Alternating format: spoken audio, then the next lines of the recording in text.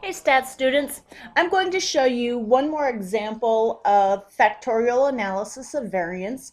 This goes along with the problem that is posed on page 405 in your textbook under the How Are You Doing section. The question involves whether example length and the vividness of an example has an effect on a student's ability to remember how to work a problem. And so I've gone ahead and I've put the information into SPSS. I've got the different vivid examples and then the length examples and then the information concerning recall. Well, since I'm doing a factorial analysis, I'm going to go to Analyze, then General Linear Model, and then Univariate. My fixed factors here are going to be the vividness and also the length of the example. What I'm interested in is seeing what those two factors' effects are on my dependent variable of recall.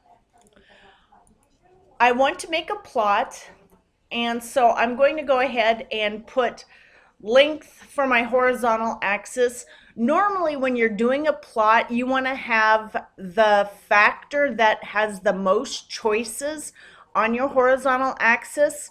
Both of mine only have 2 choices, so it really doesn't matter, but the rule is take the factor that has the more choices and put it on your horizontal axis. I want to make certain I hit add here so I can also get this plot that looks at the interaction of length and vividness. I'll hit continue, and I'm also going to hit post hoc just for practice for you because of the fact that you'll have to be using post hoc, and we'll click the chef A, but I'll show you what will happen in this particular example when we get our output. Then I'm going to go down to options, and I'm going to display the means for the vividness, for the length, and for my interaction between vivid and length. So I need to make certain that I click here where it says descriptive statistics. I'll hit continue, and then I'll hit OK, and there's my output. Notice I have this warning up here. It says post hoc tests are not performed for length because there are fewer than 3 groups.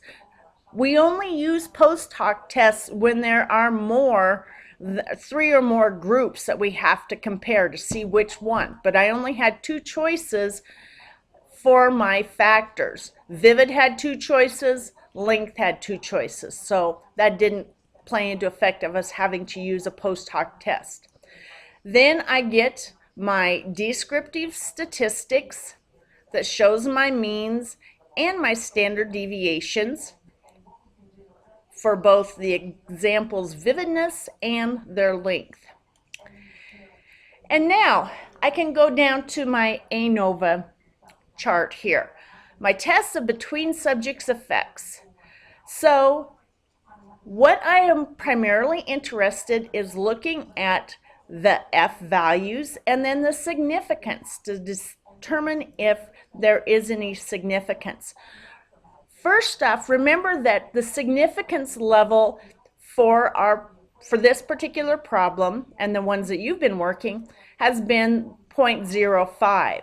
So if I know that something has a significance level that is less than 0.05, I can say that it is significant.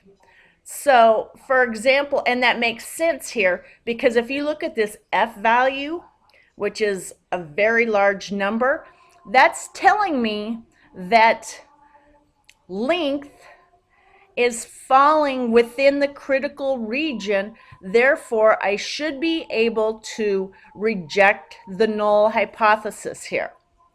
Now, if I look at the interaction between vividness and length, it's 178 thousandths, which is more than 5/100ths. So I will fail to reject the interaction between the two. And then going up to the top, sorry I don't go in order here, you can see the significance of the vividness level is 1. So it obviously does not have an effect on whether or not an example is working there. So the only one that does is the length. So that's the one null hypothesis that I'll be able to reject. Now, I want to go down to my plot, and again, this looks different probably than the ones that, well, it's different than the one that Dr. Amy's video shows and the one that you're doing on your project, because you had something where there were 3 choices. We just had 2 here. But you can still see that the plot shows what we're looking at. If you take a look at, and here we have the vividness level, whether it's low vivid or high vivid, the high was green. You can see that for both of those, the short length example has a greater effect than the longer examples. So that being said, I should be able to make my conclusions, and I have a PowerPoint that is posted in the doc sharing area that shows how I could write out what my final outcome would be.